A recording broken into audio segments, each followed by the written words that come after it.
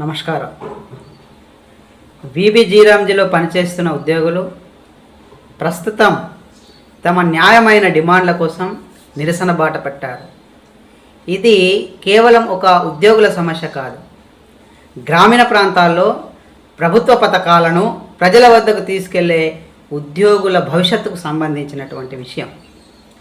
ఏళ్ల తరబడి గ్రామీణ ప్రాంతాలు పనిచేస్తూ ఎండైనా వానైనా పల్లెబాట పట్టి ప్రజలకు ఉపాధి కల్పించే కార్యక్రమాలు భాగస్వాములై ప్రభుత్వ లక్ష్యాలను క్షేత్రస్థాయిలో అమలు చేస్తున్న ఉద్యోగులు ఈరోజు తమ భవిష్యత్తు గురించి ప్రశ్నిస్తున్నారు. మా సేవలకు గుర్తింపు ఎక్కడా? మా ఉద్యోగాలకు భద్రత ఎప్పుడు? మాకు పే స్కేల్ ఎప్పుడు అనేదే వారి ప్రధానమైనటువంటి ప్రశ్న. అసలు వీబీజీరామ్జీలో అసలు సమస్య ఏంటి? ఎంజీఎన్ఆర్ఈజీఎస్ కాలం నుంచి గ్రామీణ ఉపాధి కార్యక్రమాల అమలులో వివిధ స్థాయిలలో పనిచేస్తున్న కాంట్రాక్ట్ ఉద్యోగులు ఫీల్డ్ స్థాయి నుంచి మండల స్థాయి వరకు ఉపాధి పనుల ప్రణాళిక అమలు, మస్టర్ల నిర్వహణ, కొలతలు, ఆన్లైన్ ప్రక్రియలు, పేమెంట్లు ఇలా చెప్పుకుంటూ పోతే వివిధ రకాల డిజిటల్ వ్యవస్థలు ఇలా ఎన్నో బాధ్యతలు నిర్వహిస్తున్నారు. పథకం పేరు మారింది, వ్యవస్థ మారింది, కానీ ఉద్యోగుల సమస్యలు మాత్రం పరిష్కారం కాలేదనే ఆవేదన కాంట్రాక్ట్ ఉద్యోగులకు అనిపిస్తుంది. ఉద్యోగుల ప్రధాన డిమాండ్ పే స్కేల్. ఉద్యోగులు కోరుతున్న ప్రధాన డిమాండ్లో ఒకటి పే స్కేల్ అయినప్పుడు ఒక ఉద్యోగి సంవత్సరాల తరబడి ఒకే విభాగంలో పనిచేస్తూ తన ఎక్స్పీరియన్స్ని ఉపయోగిస్తూ ప్రభుత్వ కార్యక్రమాలను విజయవంతంగా చేయడానికి కృషి చేస్తూ ఉంటే అతని సేవలకు తగిన గుర్తింపు రావాలని కోరుకోవడం తప్ప, ప్రభుత్వ ఉద్యోగుల మాదిరిగా బాధ్యతలు నిర్వహిస్తూ కానీ జీతం విషయంలో మాత్రం కాంట్రాక్టు విధానంలో కొనసాగడం, ఉద్యోగ భద్రత లేకపోవడం, జీతాలు ప్రతి నెల సకాలంలో అందకపోవడం వంటి సమస్యలు ఉంటే ఆ ఉద్యోగి తన భవిష్యత్తు గురించి ఆలోచించడం సహజమే కదా. అందుకే పే స్కేల్ కావాలి, ఉద్యోగ భద్రత కావాలి, సకాలంలో జీతాలు రావాలంటే ఉద్యోగులు తమ గొంతును వినిపిస్తున్నారు. ఇక్కడ ప్రస్తుతం ఉద్యోగులు తమ పోరాటాలను జేఏసీలుగా ఏర్పడి తమ సమస్యల పరిష్కారం కోసం పోరాటం చేస్తున్నారు. సరే, అయితే ఉద్యోగుల డిమాండ్లు నెరవేరాలంటే అందరూ ఒకే వేదికపైకి రావాల్సిన అవసరం ఉంది. వేర్వేరు సంఘాలు, వేర్వేరు జేఏసీలు, వేర్వేరు నాయకత్వాలు ఉన్న డిమాండ్ ఒకటే కదా, లక్ష్యం ఒకటే కదా. అయితే పోరాటం కూడా ఒక్కటిగా ఉండాలి. ఎందుకంటే విడిపోయిన గొంతులు బలహీనంగా వినిపించవచ్చు, కానీ ఐక్యమైన గొంతు మాత్రం ప్రభుత్వానికి స్పష్టంగా వినిపిస్తుంది.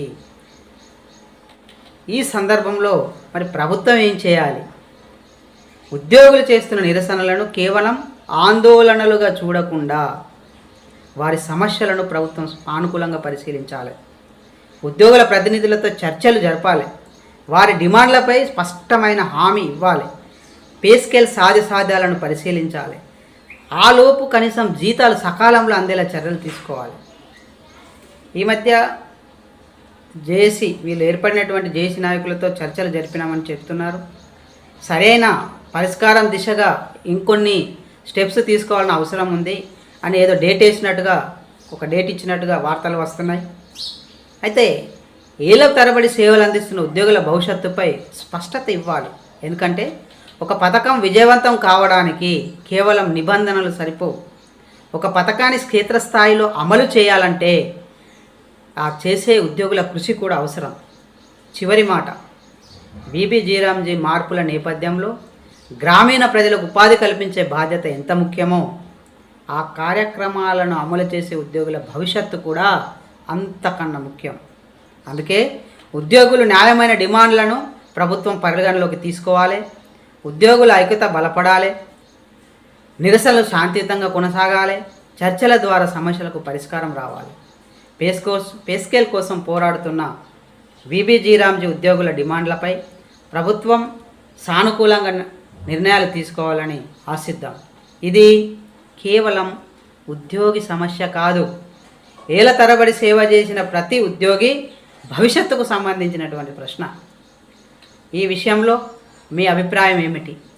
పే స్కేల్ కోసం గత ఎంజీఎన్ఆర్ఎస్ ఉద్యోగులు, ప్రస్తుతం వీబీజీరామ్జీ ఉద్యోగులు ప్రశ్నించడం, కావాలని న్యాయమైన డిమాండ్ల కోసం పోరాడడం సమంజసమేనా?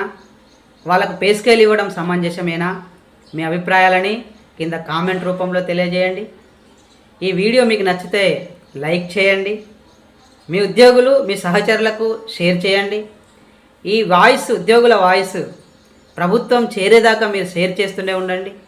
ఇలాంటి ప్రజా సమస్యలు, ఉద్యోగుల సమస్యలు, ప్రస్తుత రాజకీయ అంశాలపై మరిన్ని వీడియోల కోసం నా ఛానల్ వివి ఆర్ట్ అండ్ హార్ట్ను సబ్స్క్రైబ్ చేయండి. నమస్కారం.